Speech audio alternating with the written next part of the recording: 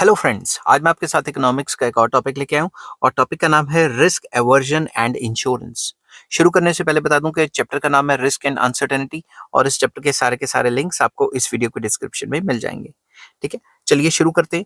तो इस टॉपिक में हम डिस्कस करेंगे कि जो रिस्क एवर्टर होते हैं वो कितनी इंश्योरेंस लेते हैं और कैसे इंश्योरेंस लेते हैं, लेनी चाहिए नहीं लेनी चाहिए, वो सारा डिस्कस करेंगे। जिस हिसाब से पेपर में लिखना है मैंने उसी हिसाब से अटेम्प्ट किया हुआ है। Most people buy insurance because they are faced with a risky and uncertain situation as they are risk averters. ज्यादातर लोग इंश्योरेंस बाय करते हैं क्योंकि रिस्की एंड अनसर्टेन सिचुएशंस होती हैं और वो रिस्क एवर्टर्स होते हैं, तो रिस्क को अवॉइड करने के लिए वो इंश्योरेंस तो बाय करेंगे ही करेंगे।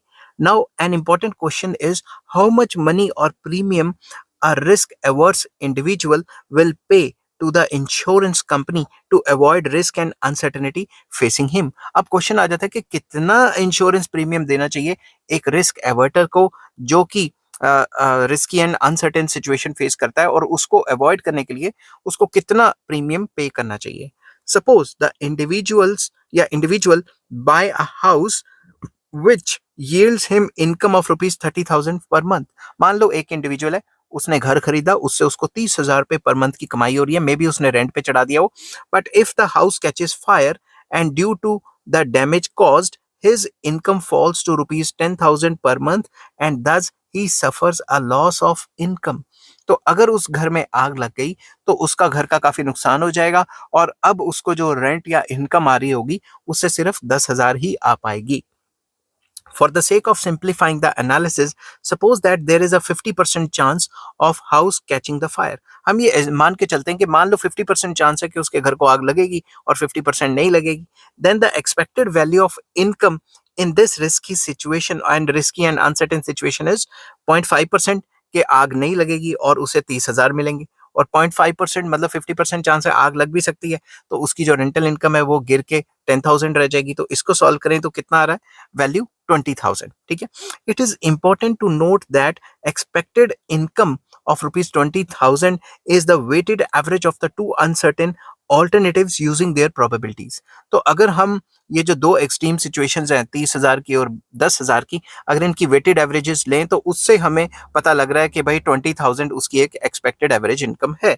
ठीक है, different probabilities of the occurring of these incomes would yield different expected incomes। तो अगर डिफरेंट जो प्रोबेबिलिटीज आ जाएंगी और डिफरेंट ये जो वैल्यूज आ जाएंगी 10,000 30,000, इससे जो उसकी एक्सपेक्टेड वैल्यूज है वो डिफर कर जाएंगी। ठीक है, अब एग्जाम्पल नीचे मैंने एक्स एक्सिस पे मनी इनकम दिया हुआ और यहाँ पे यूटिलिटी दी हुई है। ठीक है, तो the utility function O U with the diminishing marginal utility of money income of a risk averse individual is shown in the given figure। हमें पता है कि जब भी टोटल यूटिलिटी डिमिनिशिंग रेट से बढ़ती है तो जो बंदा होता है वो रिस्क एवर्टर होता है, जैसा कि मैंने पिछली वीडियोस में भी आपको बताया था। ठीक है, तो हम यहाँ तो मान के चल रहे हैं रिस्क एवर्टर है तभी तो इंश्योरेंस लेगा।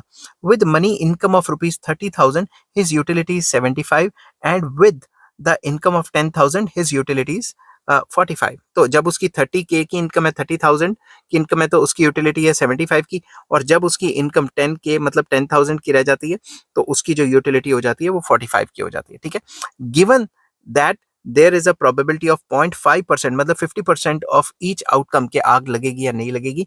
Expected utility of the two outcomes is given by क्या है, 0.5 कि आग नहीं लगेगी तो उसकी यूटिलिटी कितनी है, प्रोबेबिलिटी 0.5 मतलब 50% चांस है कि आग नहीं लगेगी, उसकी यूटिलिटी 75 की है, प्लस 50% चांस मतलब 0.5 प्रोबेबिलिटी है कि आग लग भी सकती है और लगी तो फिर यूटिलिटी 45 की रह जाएगी। तो इसको सॉल्व करेंगे तो उसकी यूटिलिटी 60 की आ जाएगी। ठीक है, तो हमने जो उसकी एक्सपेक्टेड इनकम यहाँ पे 20,000 निकाली थी रिस्क के अंदर, तो ये जो 20,000 है, जो ये जो रिस्क की कर्व है ए और बी जब हम मिला देते हैं तो इसके सामने जो वैल्यू निकल के आ रही है इसकी यूटिलिटी की वो निकल के आ रही है 60 की। ठीक है, तो इसको आप ध्यान से समझना जैसे जैसा मैं बताते जा रहा हूँ।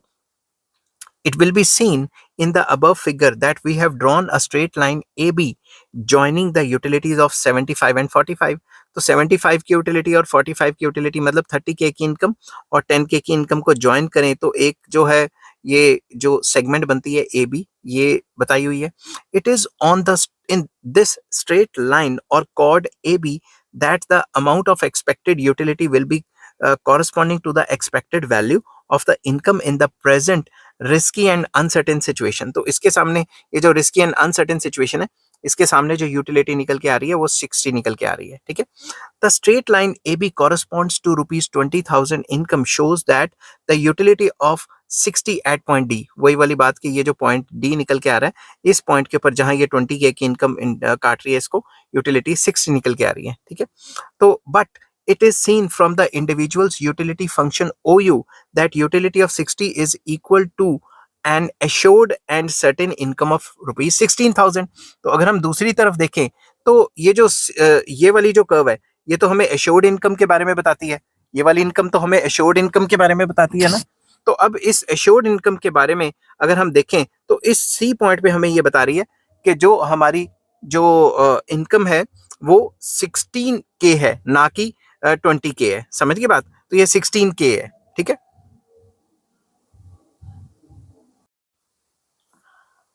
Thus, the individual with an expected uncertain income of rupees 20,000 will to forego rupees 4,000 or DC to get a certain or guaranteed income of rupees 16,000 as the expected utility of uncertain expected income of rupees 20,000 is equal to the utility of a certain income of rupees 16,000। इसको मैं आसान तरीके से आपको diagram के through समझाता हूँ कि अगर यही इंसान अनसर्टेनिटी लेता है तो उसकी इनकम होगी 20,000 और उसकी यूटिलिटी होगी 60।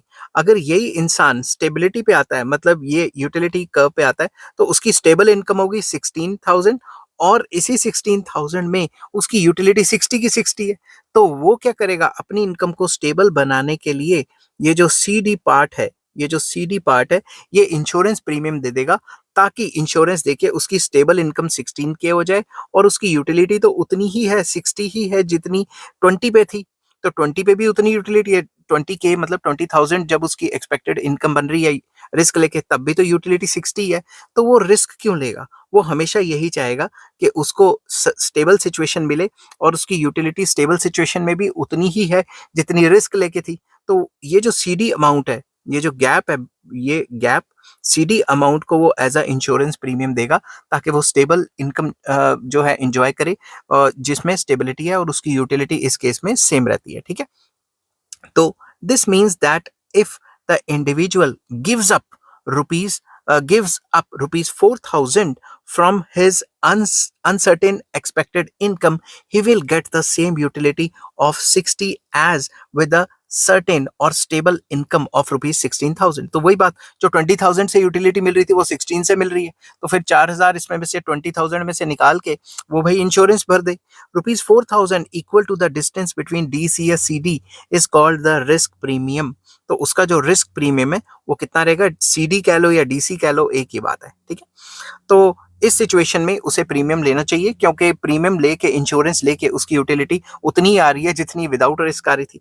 Therefore the risk premium is the amount of money that a risk averse individual will be willing to pay to avoid the risk. तो इतना प्रीमियम वो देगा और रिस्क से निकल जाएगा, बाहर निकल जाएगा। By paying the risk premium the individual can insure himself against a large loss from a fire and to get an assured और सर्टेन इनकम। तो जब वो दे देगा तो रिस्क फ्री हो जाएगा, तो उसे सर्टेन और स्टेबल इनकम मिल जाएगी। तो यहाँ पे यही बताया हुआ कि जो रिस्क एवर्स बंदे हैं उन्हें कितना प्रीमियम देना चाहिए। It is clear from the above discussion that why people buy insurance for fire accidents, illness etc. क्यों वो इंश्योरेंस खरीदते हैं, इस डिस्कशन से आपको पता लग गया होगा। तो इंश्योरेंस रिस्क एवर्टर खरीदते हैं ताकि वो अपने रिस्क को अवॉइड कर सकें और स्टेबिलिटी में आ सकें, और किस हिसाब से कितना इंश्योरेंस लेना चाहिए उसको मैंने इस वीडियो में आपको बताने की कोशिश की है। तो आज के लिए इतना ही, और इस टॉपिक के सारे लिंक्स, टॉपिक का नाम है, चैप्टर का नाम है रिस्क एंड अनसर्टेनिटी, इसके सारे लिंक्स आपको इस वीडियो के डिस्क्रिप्शन में मिल जाएंगे। और नेक्स्ट टॉपिक मैं डिस्कस करूंगा, व्हाई डू सम पीपल या सम इंडिविजुअल्स गैम्बल, लोग जुआ क्यों खेलते हैं, ठीक है, वो चीज़ डिस्कस करेंगे, और उसका भी लिंक आपको इस वीडियो के डिस्क्रिप्शन में मिल जाएगा। अगर आपको ये वीडियो पसंद आती है तो please like share and subscribe. Take care, bye bye.